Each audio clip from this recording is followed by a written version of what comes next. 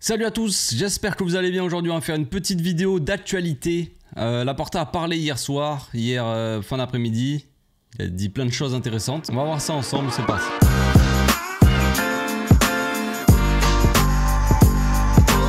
Au passage, n'hésite pas à nous rejoindre si c'est pas encore fait et à partager la chaîne autour de toi, ça fera plaisir à tonton. Le président donc a parlé hier sur la chaîne Barça One, sur la chaîne du Barça, hein, vous savez, il y a le Barça qui essaie de développer un peu ces trucs à côté, ils ont Barça One, un truc gratuit, une application gratuite pour tout le monde. C'est magnifique, il passe des anciens matchs d'ailleurs, voilà on fait un peu la promo du truc. Il passe plein d'anciens matchs, des matchs aussi, vous avez tous les matchs je crois, hein, si je me trompe pas, tous les matchs complets de la saison. Si vous voulez revoir un petit peu nos magnifiques matchs de la saison, vous pouvez sur Barça One, mais il y a aussi des vieux matchs de Ligue des Champions, époque MSN, époque Ronaldinho et tout ça. Faites-vous plaisir, ouais. Donc Laporta il a parlé sur Barça One, il est revenu un petit peu sur plusieurs points, sur Xavi un petit peu, il a parlé de Flick aussi, nouveau coach, les attentes un petit peu autour du coach. Il a parlé aussi des finances du club, le truc économique et tout le bordel, forcément parce que c'est toujours le même problème, le même un peu sujet. Quand est-ce qu'on va pouvoir revenir au 1 pour 1, être actif sur le mercato, faire quelque chose de cohérent, tout ça. Bon, ça n'a rien à voir avec les finances, hein. Tu peux avoir les finances et faire quelque chose qui n'est pas cohérent. Mais bref, il a dit que l'accord avec Nike est confirmé. Il a confirmé ça, donc c'est, on va dire, presque officiel. Il faut maintenant l'annoncer. C'est imminent. Ils vont probablement peut-être l'annoncer là en fin de semaine. Je crois qu'ils ont dit jeudi, vendredi ou samedi, peut-être un truc dans le genre. Et chose importante, ce qu'il a dit, c'est que avec l'accord de Nike, ça va nous permettre de revenir au 1 pour 1 sans faire une grosse vente. C'est ce qu'on nous disait un petit peu dans les médias ces derniers temps, c'est que pour revenir absolument au 1 pour 1 et pour faire un mercato digne de ce nom et tout ça, il faut faire une grosse vente. C'est ça qu'on nous a vendu comme histoire et finalement ce n'est pas le cas. Ça veut pas dire qu'on ne vendra pas un joueur important. Ça il faut être clair avec ça. Donc le contrat de Nike c'est un peu plus de 100 millions de bonus donc à la signature, entre 100 et 120 millions fixes par an. Ça c'est le contrat, il y a des bonus si on gagne la Ligue des Champions, si on gagne la Liga, si on gagne l'Europa League, si on gagne la Coupe d'Espagne, ainsi de suite. À chaque trophée gagné potentiel, on peut avoir des bonus entre 2, 5 millions, 10 millions, ça dépend les trophées. Évidemment, la Ligue des Champions par exemple, c'est entre 10 et 20 millions, la Liga c'est entre 5 et 10 millions de bonus si on la gagne. Donc voilà, c'est un contrat de 10 ans, mais ça on le savait déjà. Voilà, vous avez déjà les maillots aussi de la saison prochaine qui sont sortis, qui vont bientôt, je l'espère, sortir, parce que franchement c'est des pépites, mais bon bref, c'est pas le sujet. Donc le deal avec Nike, on l'attendait énormément, on attendait aussi un remplaçant à Libero, vous savez, l'entreprise qui a acheté les droits pour le Barça TV, Barça Studio plutôt, tout comme ça. Et ça on l'attend toujours, le remplaçant de Libero, il ne vient pas, voilà, ça fait plus d'1 an je crois qu'on attend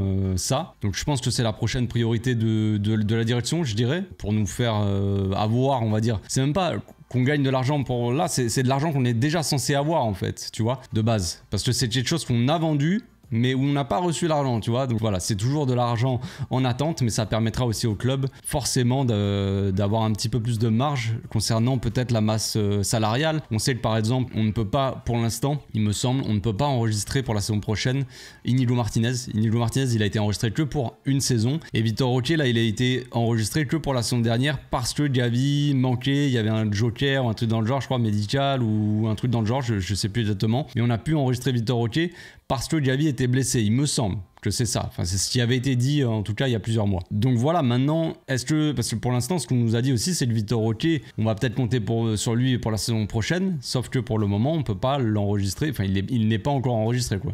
Et à mon avis, Íñigo Martínez, c'est pareil. Bref, donc on verra si on arrive à remplacer aussi Libero. Ça permettrait de faire entrer un petit peu plus d'argent. Voilà, le débat est clos, j'ai envie de dire. Donc Laporta, il a parlé aussi de Xavi. Il a donné plus ou moins la raison pour laquelle il est parti, sans vraiment dire c'est pour ça qu'on l'a viré concrètement, mais il a insinué fortement que, en gros, il a dit que Xavi ne croyait plus en l'équipe. Évidemment, il a dit que Xavi a fait un excellent travail, bon, il va pas tomber dessus, hein. Et ils ont dit, par contre, on a eu l'opportunité d'aller sur Flick et on l'a saisi, voilà, pour passer peut-être à un niveau supérieur. En gros, il a dit que Hansi Flick semble capable de gagner contre n'importe quelle équipe avec l'équipe actuelle. Je ne dis pas que Flick n'en est pas capable, mais frérot, si on en est là, c'est pas uniquement à cause du coach non plus. Donc il a parlé aussi aussi de la prolongation de Xavi qui avait été annoncée. Il a dit que ça a été plus ou moins forcé, donc il a insinué que c'est Xavi qui a forcé pour qu'il reste. C'est assez drôle d'entendre ça quand on sait que c'est l'inverse. Concrètement, Xavi avait dit pendant de nombreux mois qu'il partait, et pendant de nombreux mois, Laporta a dit on espère le convaincre de rester. Voilà, Xavi en février, il a dit qu'il voulait partir, je crois que c'était en février ou en janvier. En février, Laporta, il avait déjà rencontré Flick, ou en tout cas Deco avait déjà rencontré Flick, il y avait déjà cette option-là qui était dans le coin de la tête des dirigeants, et voilà. Donc déjà, dans un premier temps, il n'y a pas de Xavi, dernier moment, on n'a plus cru en lui, il y avait Flick. Non, Flick, c'est depuis février quand même qu'on a cette option-là pour le board en tout cas. Et il y avait aussi un autre coach possible, mais bon bref, il y avait Flick dans l'histoire en tout cas. Donc il a dit que Xavi, en gros, l'a pris par les sentiments et non pas par les centimètres, qu'il l'avait fait changer d'avis en fait, qu'il a laissé son côté émotion prendre le pas, quoi. Laporta, c'est ce qu'il a insinué. Donc bon, déjà, on peut, comme je l'ai dit, un peu critiquer le truc parce que c'est un peu l'inverse. Xavi, certes, peut-être qu'il a changé d'avis, mais sur le coup, pendant de nombreux mois, il a dit qu'il voulait partir. Et le board, eux, il y a eu une déclaration de Laporta en mars, donc bien après que Xavi a annoncé qu'il voulait partir et tout ça, qu'ils aient rencontré Flick, tout ça. En mars, Laporta, il a dit « J'espère que Xavi changera d'avis et qu'il restera au club, à la tête de cette équipe. » Donc frérot, déjà, c'est pas cohérent, c'est pas logique ce que tu dis. Donc après, ils ont demandé, en gros, c'est ce qu'il a dit, Laporta, ils ont demandé à Xavi s'il croyait en l'équipe. Il a dit que oui. Et après, Xavi, il a dit forcément, j'ai besoin par contre, de changer 2-3 trucs, quoi. Et c'est là que c'est pas passé parce qu'en gros, alors je comprends pas très bien le truc, hein, je vous avoue, mais on lui demande si il a confiance en l'équipe. Il dit oui, mais il y a forcément des changements à faire, tu vois, dans cette équipe. On le sait. Tout le monde en est conscient chez les supporters, je pense, chez les journalistes, chez ceux qui analysent un petit peu cette équipe au jour le jour, tout au long d'une saison. On sait qu'il y a des problèmes dans cette équipe et qu'il va falloir aller chercher certains profils. Maintenant, quand Xavi dit ça, Laporta, il a l'air de nous faire croire qu'en gros, quand Xavi dit ça, ça veut dire qu'il ne croit pas en l'équipe.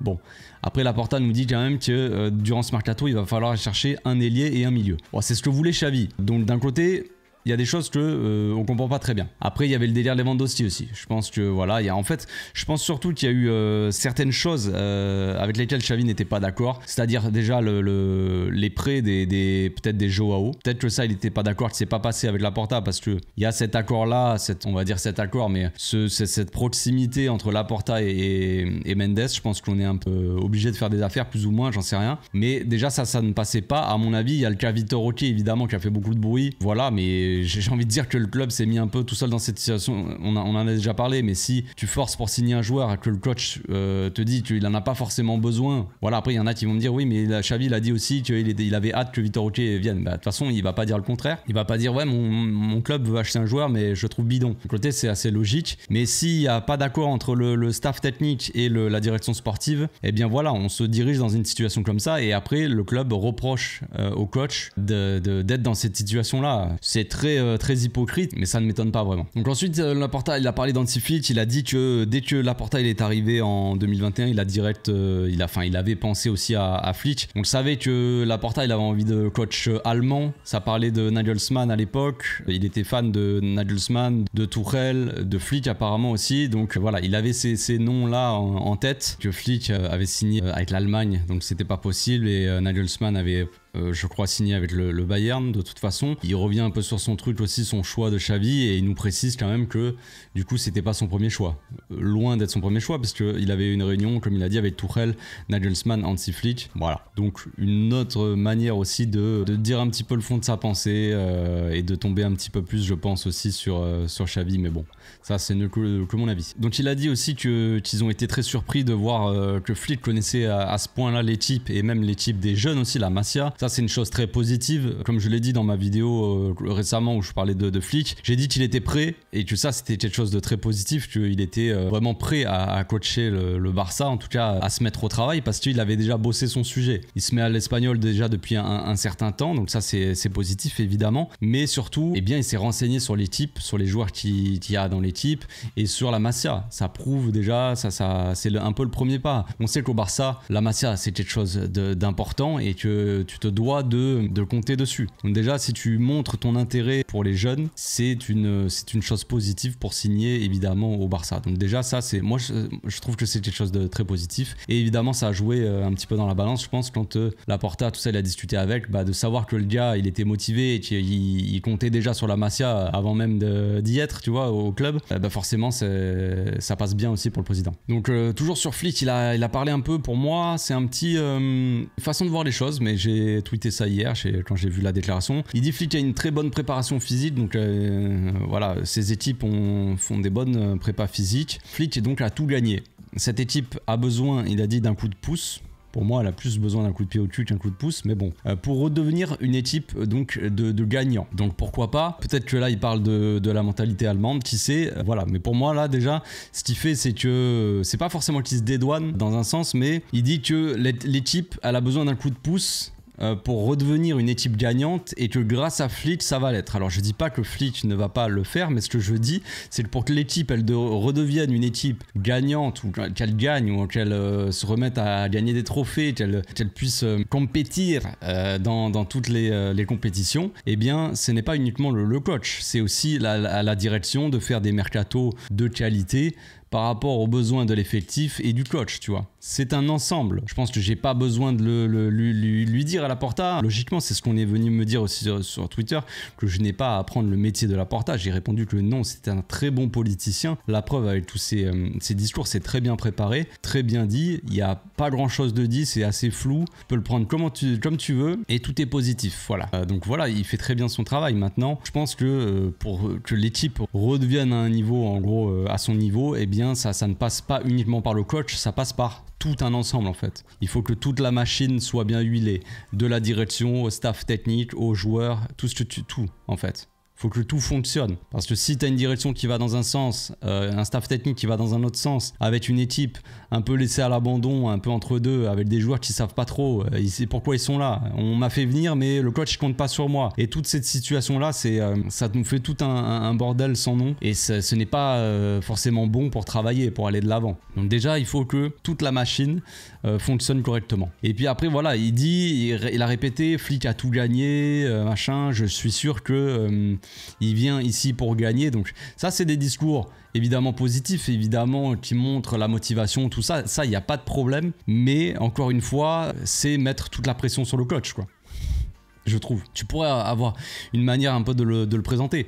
Dire que tu as confiance en Flick parce qu'il a de l'expérience, que tu es sûr qu'il va faire du bon travail, tout ça. Là, moi, ce que je lis aussi quand je vois ça, c'est que c'est qu'il met un petit peu toute la pression sur les épaules du coach. Il a dit concrètement que Flick, il lui avait dit, qu'il lui ait dit ou pas, ça c'est une chose, mais voilà, publiquement, il dit que Flick, lui, il est sûr de gagner, qu'il va gagner avec cette équipe. Donc, est-ce que aussi ça veut dire que Laporta nous dit qu'on fera pas de mercato? Voilà, parce qu'ils ont viré Xavi parce que soi-disant, ils ne croyaient plus en l'équipe. Donc ça veut dire que la saison prochaine, ça sera toujours la même équipe. On a besoin de joueurs quand même. Je pense qu'on en est tous conscients. J'espère que le staff aussi, la direction. Parce que sinon, ça va être probablement une année assez similaire à celle-là. Même si l'année aurait pu se passer très différemment, avec par exemple une prépa physique beaucoup plus qualitative, je pense qu'on aurait pu faire quelque chose un petit peu de mieux. Donc peut-être qu'avec Flick, avec exactement le même effectif, peut-être qu'on aurait fait mieux. Peut-être qu'on aurait été champion de Liga, peut-être qu'on aurait fait demi-finale de Ligue des Champions, j'en sais rien, tu vois, ça veut rien dire tout ça, mais c'est pas uniquement ça, tu peux pas mettre toute la pression sur le coach et dire bon, le coach il arrive, il a tout gagné, il va venir ici, il va tout gagner, avec cette équipe, avec Lewandowski et devant qui rate la moitié de ses occasions et Ter Stegen qui réussit un match sur deux, je sais pas. Il a parlé un peu de Vitor Roque aussi, il a dit que c'était pas prévu que Vitor Roque vienne en janvier, que ça a été le cas en raison de circonstances, voilà, qu'il est encore jeune, donc concrètement il a insinué qu'il était très jeune, que pour l'instant il travaille se faisait, quoi, qui s'intégrait petit à petit, mais qu'il a besoin de temps. Il a dit donc c'était pas prévu qu'il vienne en janvier. S'il est venu aussitôt, c'est parce que aussi Gavi s'est blessé, que Lewandowski était cataclysmique à ce moment-là aussi, hein, on se le rappelle. Donc peut-être qu'on avait besoin aussi d'un petit Vitor Roque qui est là pour voir s'il peut apporter quelque chose, au moins dans la concurrence, au moins, et au final peut-être qu'il a servi un petit peu à Lewandowski à élever un petit peu son niveau. Lewandowski s'est peut-être un peu bougé, il s'est dit si je me bouge pas, il y a le Brésilien qui arrive et il va remplacer passer le Polonais, tu vois. Je ne sais pas. Peut-être que ça va rebooster parce que Lewandowski a été vraiment cataclysmique à un moment de la saison. Il alignait plus un pied devant l'autre. Et puis à un moment donné, il s'est un peu quand il a organisé le barbecue là avec l'équipe et que et Xavi a annoncé son départ là, Lewandowski il est redevenu le Lewandowski. Il a commencé à remarquer un petit peu quelques buts. Porta dit que Vitor Roque, qu'il est encore jeune, qu'il faut être patient. En gros, il insinue ça, que peut-être qu'il est venu un petit peu trop tôt. Donc voilà, je sais pas comment le prennent les supporters, parce qu'évidemment, quand moi j'ai dit ça, certains sont tombés dessus, quoi. On dit ouais mais non c'est Xavi machin. Donc est-ce que du coup là Laporta qui dit en fait la même chose quoi, que le Vitor Roque faut qu'il s'intègre, qu'il est encore jeune, que ça va mais voilà il lui faut du temps. Est-ce que maintenant c'est différent ou est-ce qu'on est toujours sur le même discours? Je ne sais pas. Il a parlé des Joao aussi, il a dit qu'il voulait que les Joao restent. Soi-disant Flick voudrait que les Joao restent. Bon j'y crois moyen, je vous avoue. Je pense que c'est plus la direction qui les veut. Pourquoi pas? Peut-être que c'est le cas. J'ai du mal un petit peu à le croire franchement. On verra la saison prochaine mais je pense qu'ils vont rester dans tous les cas parce que la direction va faire en sorte que les deux restent. Maintenant est-ce que c'est un choix du coach? Je l'espère, c'est tout ce que j'espère. Moi je m'en fous qu'ils restent ou qu'ils partent, ça ne m'intéresse pas. Moi ce que je veux c'est que le coach qui est en place ait des joueurs à sa disposition que lui veut en fait, dont il a besoin en fait, c'est tout ça, c'est tout, c'est pas beaucoup plus compliqué que ça. C'est un joueur qui sert à rien dans l'effectif, que le coach le veut absolument pas, ça sert à rien qu'il vienne s'emmerder ici, qu'il prenne un peu le soleil et tout ça, qu'il aille à la plage, c'est cool. Soit s'il nous apporte rien dans l'équipe, ça sert à rien qu'il soit là. Il a parlé beaucoup du changement aussi dans le personnel par rapport à Flick,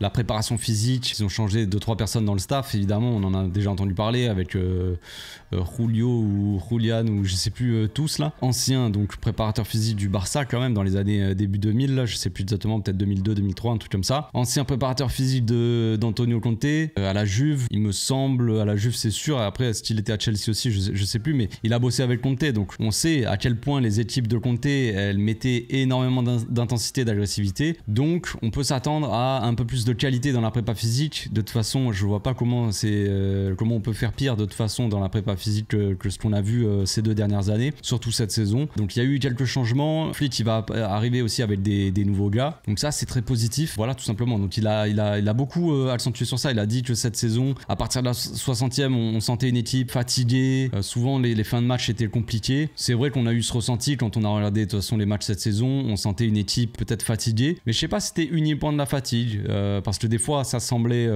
physique, des fois ça semblait mental, des fois t'avais l'impression juste que les joueurs n'avaient pas envie en fait, tout simplement, que t'avais des joueurs qui n'avaient pas envie de jouer dès la première minute. Souvent cette saison ce qu'on a vu aussi c'est une première mi-temps cataclysmique où les joueurs ne jouaient pas, une deuxième mi-temps où d'un coup ils se mettaient à jouer, tu vois. Inversement, des fois ils jouaient une mi-temps sur 2 et ça c'est pas forcément physique, que tes joueurs jouent dans l'ensemble une mi-temps sur 2, c'est juste ils ont pas envie quoi. Il a parlé aussi évidemment de l'affaire Negreira qui a beaucoup joué, il y a eu beaucoup de pression autour du club, au final on a été blanchi dans l'affaire parce que de toute façon il y a jamais rien eu en fait, aucune preuve de quoi que ce soit, mais évidemment les médias font bien leur travail de propagande et on le sait de toute façon, que ce soit en Espagne ou que ce soit en France même, le Barça n'est pas beaucoup aimé ni par les médias parisiens ni par les médias donc madrilènes en Espagne. Donc voilà, il y a cette affaire de Negreira qui a traîné en longueur toute la saison, qui a fait son taf. Voilà, il y a eu beaucoup de pression autour du club, beaucoup de critiques aussi de la part de toutes les équipes, même des équipes qui avaient rien à voir dans l'histoire, des petites équipes de Liga qui se permettaient de critiquer machin dès qu'il y avait un petit truc ou quoi, ça venait direct sortir la Liga, Negreira, tout ça. Il y a rien eu au final, mais ça a fait son taf de toute façon. Parce que ça a foutu un peu le bordel dans toute la Liga, ça a foutu le bordel aussi au Barça, forcément ça a mis beaucoup de pression sur le Barça. Le président aussi de la Liga qui se permettait de faire des réflexions là-dessus, toujours à tacler un petit peu, à venir mettre un petit peu de pression en fait au final avec cette affaire-là, alors que comme on l'a dit, il y a jamais eu de preuve en fait de ça. Et t'as le président de la Liga qui appuyait ça de temps en temps. Voilà, un peu étonnant pour un président de Liga, mais pour ceux qui connaissent le président de la Liga, c'est pas étonnant au final. Et il a parlé aussi un petit peu des jeunes, évidemment, il a dit que Lamine Yamal, Koubarsi, tout ça, Baldé, Gavi, c'était des jeunes qui avaient du talent, du potentiel, évidemment qu'il va falloir construire sur eux sur le futur. Ça c'est une évidence aussi. Il a dit que Baldé, mais surtout Gavi, avait beaucoup manqué cette saison. Là, les 2 blessures ont été fatales au club, en tout cas n'ont vraiment pas aidé. Ça c'est sûr. Il a parlé pour la saison prochaine de Marc Casado un petit peu, il a dit qu'il aurait sa chance. En gros il pense que Casado pourrait être un joueur de l'équipe première la saison prochaine, donc ça évidemment je peux que applaudir. Je suis très content d'apprendre ça. J'espère que Fleet comptera sur Casado. Tout simplement, il est en train de faire une grosse saison avec la baie vraiment monumentale et je pense qu'il a pas le niveau, enfin il est trop au-dessus du niveau pour jouer avec la baie et ça ne n'aiderait pas le joueur en fait. Soit il faut qu'il progresse ailleurs, soit il faut qu'il progresse au club, mais il va falloir compter sur lui. Je pense que c'est possible. Il a dit Laporta qu'il pensait pas, alors ça c'est assez drôle, je vous avoue. Je sais pas quel milieu ils vont vouloir faire venir, mais en tout cas il ne pense pas à un milieu comme Kimmich ou Zubimendi. Il pense pas à ce genre de nom, ce qui veut dire que s'ils veulent aller chercher un milieu, ça va être un milieu plus cousin d'Oriol Romeu.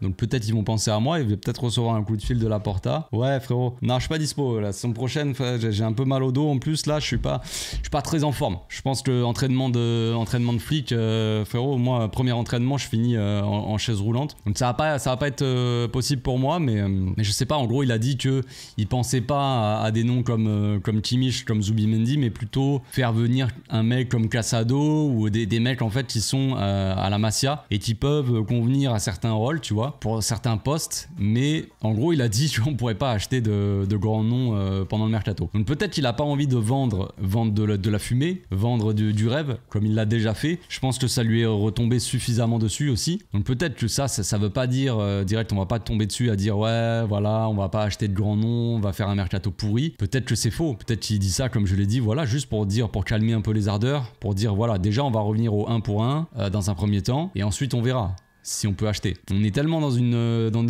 situation financière un peu floue, comme l'a dit Xavi, qu'on peut pas vraiment savoir ce qu'on va faire. Donc voilà, Laporta, tu vas être viré. T'aurais pas dû dire ça. Non mais voilà, on verra. Mais en tout cas, s'il y a confiance en Marc Casado, moi je suis derrière, je soutiens à mort, vous le savez, voilà, Team Casado, j'ai envie de dire. Donc il a parlé, qu'il voulait un ailier, un milieu, comme on a dit tout à l'heure. Quel ailier, quel milieu? Ça parle énormément de Nico Williams et de Kimmich en soi. Donc est-ce que, là il y a une info qui est sortie, Mikel Merino. Alors j'ai rien contre Mikel Merino, hein, je le trouve plutôt correct, tout ça, mais bon, pourquoi faire moi je veux dire, ça sert à rien à part si t'as des joueurs gratuits comme ça, ok, à la limite, en rotation, tout ça, mais ils vont mettre combien? Mikel Merino, on va l'acheter 40 millions, s'il vous plaît. Donc on sait que Fleet, il veut absolument Kimmich déjà, c'est une première info. On sait que le club est ultra bouillant sur Nico Williams. Il y a aussi Luis Diaz aussi de Liverpool, qui a très envie de venir au Barça. Liverpool, soi-disant, il serait prêt à négocier, ou en tout cas, il serait pas contre un départ, il s'en fout un petit peu. Savoir si on va pouvoir dépenser sur le mercato. Laporta, comme je l'ai dit, il a calmé un peu les trucs, mais ça veut pas dire qu'on va pas pouvoir acheter. Si ça se trouve, on va vendre un joueur. Soi-disant, il y a un joueur aussi, il y a une info qui est sortie là-dessus. Alors je sais plus si c'est Laporta qui l'a dit directement, mais en tout cas,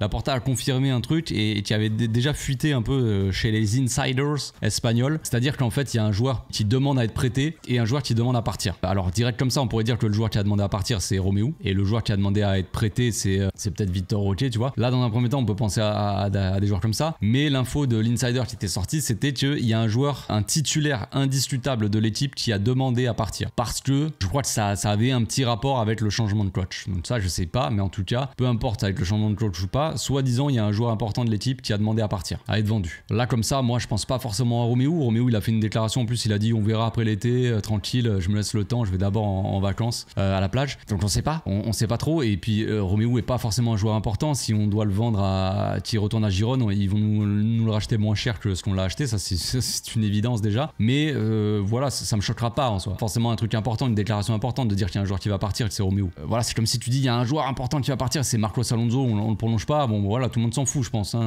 ici. Par contre moi je pense que c'est plus du Ronald, tu vois. Ronald, je le sens sur le départ. Ce n'est qu'un petit pronostic de ma part, qu'une sensation, ce n'est pas une info. Je le précise parce que des fois il y en a qui comprennent pas trop. Mais je pense que s'il y a un joueur qui veut partir dans l'équipe, c'est peut-être Ronald ou c'est peut-être Frenkie aussi qui en a marre. Laporta a aussi parlé du stade, du nouveau stade. Il a dit qu'on sera dans le nouveau stade peut-être en fin d'année. Donc il a redit un peu des dates. Il a dit peut-être soit novembre, soit mi-décembre, soit mi-janvier, un truc comme ça. Donc c'est assez flou. De base, on devait retourner au stade en octobre. De base, hein, vraiment à l'origine du truc, je crois. Ensuite, c'était novembre parce que évidemment en fin novembre, on a l'anniversaire du club, c'est fin novembre, donc ça aurait été bien d'inaugurer le stade, enfin oui, pour l'anniversaire quoi, mais visiblement ça sera peut-être pas le cas, ça sera peut-être plus décembre ou janvier je pense. Moi ça m'emmerde un peu quand même, mais bon après pour quelques mois c'est pas grave, c'est pas très grave, mais en soi j'aurais aimé quand même pour l'anniversaire du club, c'est quand, c'est le 29, c'est le 29 novembre je crois, ouais 3 jours après mon anniv à moi. Eh oui. Pour l'inauguration du stade, ça aurait été sympa que ça soit en même temps que la date. Mais ça sera peut-être pas le cas, c'est pas très grave. Il a parlé des abonnements, il a dit que ça serait les mêmes prix aussi que les abonnements de cette saison-là, dans le petit stade ou dans l'ancien stade. Enfin, il a dit que les prix changeraient pas en gros. Donc ça, c'est quelque chose d'assez positif. Personnellement, j'ai pas encore accès aux abonnements. Il faut être socios en fait pendant 2 ans, faire la demande et être sur la liste d'attente des abonnements, tu vois.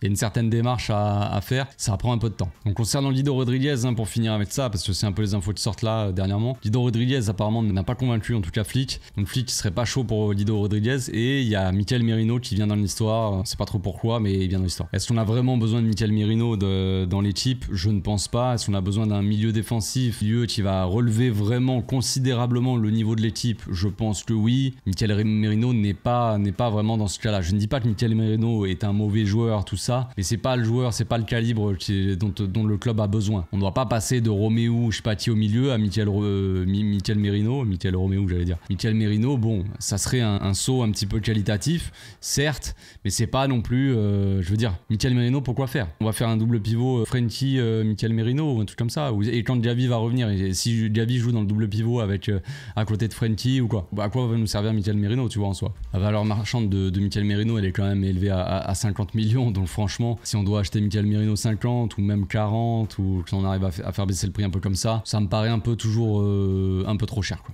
Voilà, c'est tout, je pense que j'ai fait le tour sur la discussion. On se retrouve bientôt pour une nouvelle vidéo, je vais essayer de sortir, alors je sais pas si j'arriverai à le faire demain, mais j'aimerais faire une vidéo analyse de Casado, parce que c'est un peu le sujet aussi, Casado la saison prochaine, tout ça, il y a les playoffs de la B. La dernière fois il a sorti un match monumental, donc soit je le ferai en fin de semaine là, l'analyse, soit j'attends le match aussi de ce week-end du Barça B, et je ferai une analyse un petit peu des 2 matchs, pour montrer un petit peu ce que peut apporter aussi Casado à cette équipe. Voilà, c'est tout pour aujourd'hui, j'espère que ma vidéo vous a plu, on se retrouve bientôt. D'ici là, portez-vous bien, passez une très bonne journée.